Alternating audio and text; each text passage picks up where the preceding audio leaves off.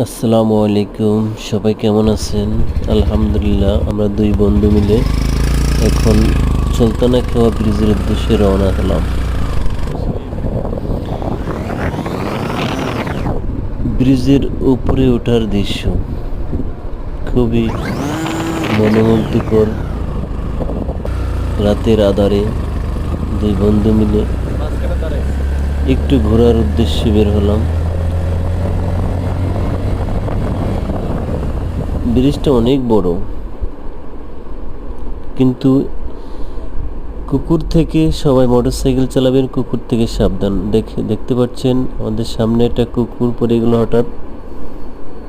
অনেক কন্ট্রোল রাখতে হবে, কিন্তু সব কিছু সতর্কভাবে গাড়ি ড্রাইভ করতে হবে।